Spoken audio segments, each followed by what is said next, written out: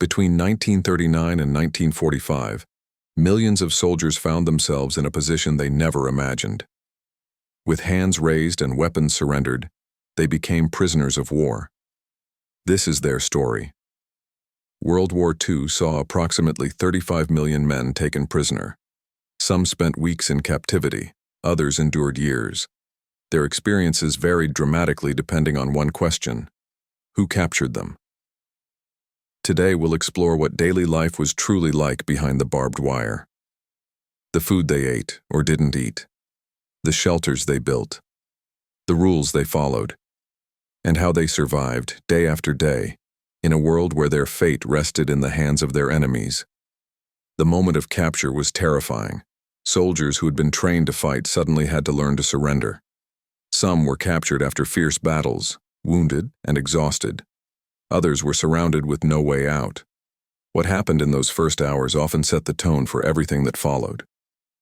For Western Allied soldiers captured by the Germans, there was usually a process. They were searched. Their personal items were taken, though in theory, these were supposed to be catalogued and returned later. Most never saw these belongings again.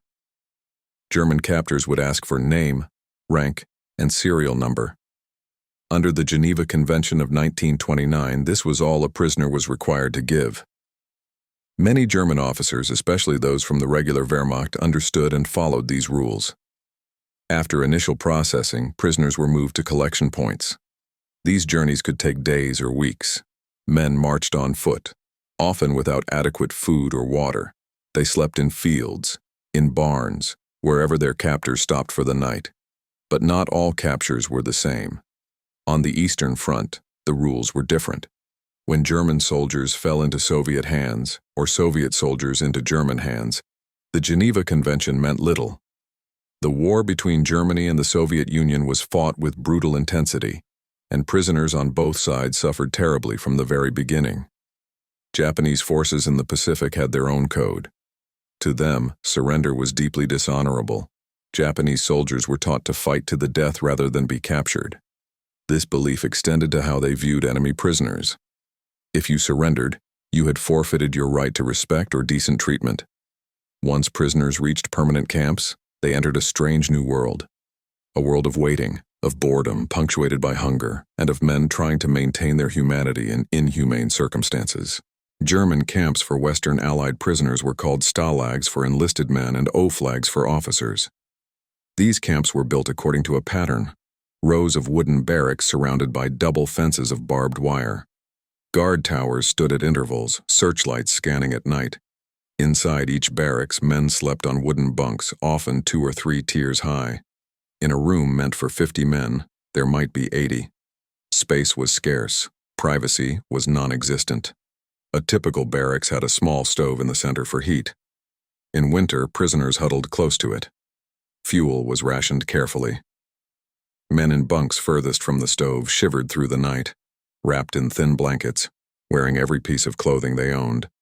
The camp layout included other buildings: a kitchen where German cooks prepared rations, a latrine, often just a long trench with wooden planks across it, a wash house with cold water, if you were lucky, an infirmary, usually understaffed and undersupplied, and the commandant's office, where rules were posted and punishments decided. In the Pacific, camps run by the Japanese were far more primitive. Many had no proper buildings at all. Prisoners built their own shelters from bamboo, palm leaves, and scraps of wood. These structures offered little protection from monsoon rains or tropical heat. Sanitation in these camps was almost non-existent. Latrines were open pits. Disease spread rapidly. Dysentery, malaria, beriberi, and tropical ulcers plagued prisoners constantly. Soviet camps for German prisoners were equally harsh.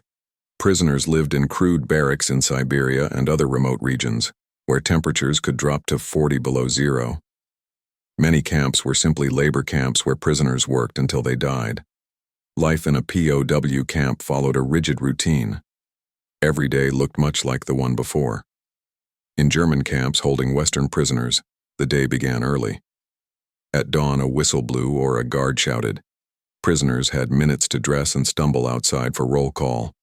Roll call, or appel, was sacred to the Germans. Every prisoner had to be accounted for. Men stood in rows, sometimes for 30 minutes, sometimes for hours. Guards counted and recounted. If someone was missing, or if the count was wrong, everyone waited. In summer, this was merely tedious. In winter, it was torture. Men stamped their feet and blew on their hands while frost formed on their thin uniforms. After morning roll call came breakfast, though calling it breakfast was generous. It might be a cup of ersatz coffee made from acorns or grain, and a slice of dark bread. This bread was often the prisoner's entire daily ration from the Germans, a loaf shared among 6 or 7 men. The rest of the morning was unstructured. Men did what they could to fill the hours. Some cleaned their barracks. Others walked endless circuits of the compound, talking with friends. Exercise was important. Men did push-ups, sit-ups, anything to stay strong. Around midday came the main meal. In German camps, this was usually a thin soup, watery broth with perhaps some turnips or potatoes floating in it. Sometimes there were bits of horse meat or fat. Prisoners lined up with tin bowls, and a cook ladled the soup out portion by portion. Men ate slowly, savoring every spoonful. When the bowl was empty, they used bread to wipe it clean, ensuring not a drop was wasted. Food was an obsession. Prisoners talked about it constantly, sharing recipes and memories of meals from home. For Western Allied prisoners in German camps, salvation came in cardboard boxes. Red Cross parcels from America, Britain, and Canada arrived periodically at camps. These parcels were miracles. A typical American Red Cross parcel contained canned meat, chocolate, cigarettes, powdered milk, cheese, biscuits, jam, and soap. It was meant to supplement one man's rations for 1 week. When parcels arrived regularly, prisoners could survive relatively well. But supply was unreliable.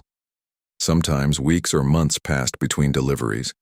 Afternoons offered more of the same. Some camps organized work details. Men might be sent to cut wood, repair roads, or work in factories. Under the Geneva Convention, officers could not be forced to work, and enlisted men could not be made to do work directly supporting the enemy war effort. These rules were followed to varying degrees. Evening brought another roll call, then a sparse dinner of bread or soup. As darkness fell, men returned to their barracks. Some read books if they had them. Others played cards made from scraps of cardboard. Many simply lay on their bunks, lost in thought. Lights out was enforced strictly. Guards patrolled the compound all night. Anyone outside after dark risked being shot. The nights were long, filled with the sounds of men coughing, snoring, shifting on uncomfortable bunks, and sometimes crying quietly in the darkness. Behind the routine lay a simple, brutal fact. Most prisoners were slowly starving. The German rations alone were not enough to sustain a man. They provided perhaps 1,200 to 1,500 calories per day. A man doing physical labor needs 3,000 or more. Without Red Cross parcels, prisoners lost weight steadily. They became thin, then skeletal. Hunger dominated every thought. Men dreamed of food. They planned elaborate meals in their minds. Some kept notebooks where they wrote down recipes in meticulous detail, a way of maintaining connection to normal life. Starvation brought other problems. Men became weak and listless. Their teeth loosened. Their hair fell out. Small wounds refused to heal. They caught every illness that passed through the camp. In Japanese camps, the situation was far worse. Japanese rations were minimal even for their own soldiers, and prisoners received less. Rice was the staple, often wormy and rotten. Sometimes there was fish, but usually just fish heads and bones boiled into soup. Prisoners in the Pacific lost shocking amounts of weight. Men who entered captivity weighing 180 pounds might drop to 100 or even 90. They developed beriberi from vitamin deficiency, their legs swelling grotesquely. Dysentery was constant. Men lost control of their bowels, suffering both physical agony and humiliation. Without proper medicine, simple infections became death sentences. A cut could lead to tropical ulcers, festering wounds that ate into flesh and bone. Malaria struck repeatedly. Men shook with fever in the tropical heat, delirious and helpless. Camp hospitals tried to help, but they had almost nothing to work with. Doctors performed surgeries without anesthesia. They amputated infected limbs using ordinary saws. They watched men die from diseases that would have been easily treatable with proper supplies. On the Eastern Front, conditions were equally grim. German prisoners in Soviet camps faced brutal cold in addition to starvation. Frostbite claimed fingers, toes, ears, and noses. Men wrapped their feet in rags and paper because they had no proper boots. Soviet prisoners in German camps faced systematic starvation. Nazi ideology viewed Slavic peoples as inferior. Soviet POWs received the smallest rations. They died by the hundreds of thousands.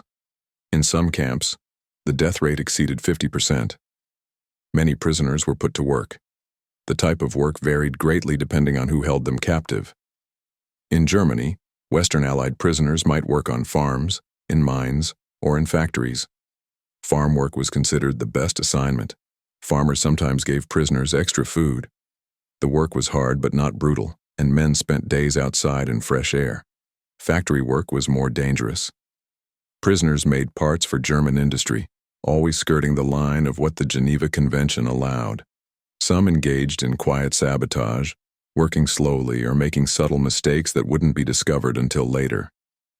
But in the Pacific and on the Eastern Front, work was something else entirely. It was slave labor designed to extract every ounce of usefulness from prisoners before they died. The most infamous example was the Burma Railway. The Japanese forced British, Australian, Dutch, and American prisoners, along with Asian civilians, to build a railway through the jungle connecting Burma and Thailand. The project required cutting through mountains, building bridges over rivers, and laying track through terrain that should have been impossible. Prisoners worked 12, 14, 16 hours a day in tropical heat. They had inadequate food, no proper tools, and no medical care. Guards beat them for working too slowly. Thousands died from overwork, starvation, disease, and brutality. When the railway was completed, over 12,000 Allied prisoners had perished, along with more than 90,000 Asian laborers. Punishment in camps took many forms. In German camps for Western prisoners, punishment might mean solitary confinement in a small cell or extra roll calls or loss of privileges. It was harsh but rarely fatal. In Japanese camps, punishment was savage. Men were beaten with bamboo poles, rifle butts, or fists for the smallest infractions. Some were tied in stress positions for hours or days. Others were locked in tiny boxes in the sun, slowly cooking alive. The Japanese also practiced group punishment. If one man broke a rule, his entire group might be punished. This created constant tension. Prisoners had to control each other or everyone suffered. Soviet guards could be equally brutal. German prisoners who failed to meet work quotas might be denied food or sent to punishment details where the work was even more grueling. Many simply worked until they collapsed and died. Despite everything, prisoners found ways to resist. They maintained their dignity. They looked after each other. They refused to let captivity break their spirits entirely. In camps where conditions allowed, men organized classes. Educated prisoners taught languages, mathematics, history, and science. They held lectures and debates. These activities kept minds sharp and provided purpose. Men also created art. They drew and painted with whatever materials they could find. They wrote poetry and stories. They formed orchestras with homemade instruments. In some German camps, prisoners put on theatrical productions complete with costumes made from scraps and stages built from lumber. Religious services provided comfort. Chaplains held services despite lacking proper facilities. Men prayed together, finding strength in shared faith. Religious holidays were marked with special services and, when possible, slightly better meals saved from rations. Sports helped too. Men played soccer, baseball, and basketball in camp yards. They organized tournaments and leagues. Physical activity maintained health and morale. It gave men something to look forward to. But resistance also took more direct forms. Escape attempts were frequent, especially from German camps. Prisoners dug tunnels, forged documents, made civilian clothes, and studied guard routines. Most escape attempts failed, but some succeeded. The famous Great Escape from Stalag Luft III in 1944 saw 76 men break out through a tunnel. 73 were recaptured. Hitler ordered 50 of them executed. a violation of the Geneva Convention. But the attempt itself was an act of defiance, a refusal to accept captivity passively. In Japanese camps, escape was nearly impossible. The jungle provided no refuge. Local populations often turned escapees in, and if caught, the punishment was usually death. Still, some men tried, driven by desperation. Prisoners also resisted through small acts of sabotage. They worked slowly. They damaged equipment subtly. They stole supplies when they could. These acts had little military impact, but they helped men feel they were still fighting back. Perhaps the greatest form of resistance was simply staying human, sharing food when someone was sick, carrying a comrade who couldn't walk, telling jokes to lift spirits, remembering birthdays. These small acts of kindness and loyalty kept men alive when they might otherwise have given up.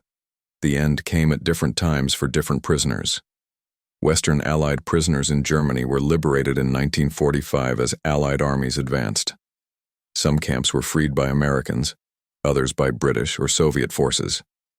The moment of liberation was overwhelming. Grown men wept with joy. In the Pacific, prisoners waited until August of 1945 when Japan surrendered. Some camps were liberated within days. Others took weeks to reach. When freedom finally came, men were barely alive. They had survived, but the cost was immense. German and Japanese prisoners faced different fates. Many German prisoners held by the Western Allies were released relatively quickly after the war. Those in Soviet camps remained for years. Some didn't return home until the 1950s.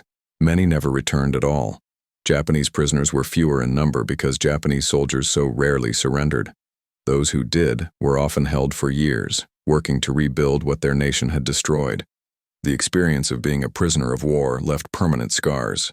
Many men suffered from what we now call post-traumatic stress. They had nightmares. They struggled to readjust to civilian life.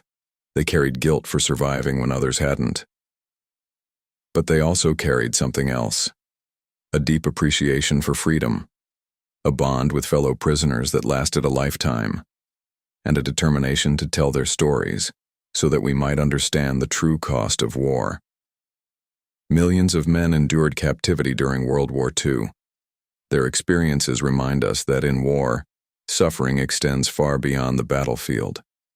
Behind the wire, in camps scattered across the world, prisoners fought their own battle, the battle to survive, to maintain hope, and to remain human in the face of inhumanity. This is their legacy. If you like this content, please like, comment, and subscribe for more videos.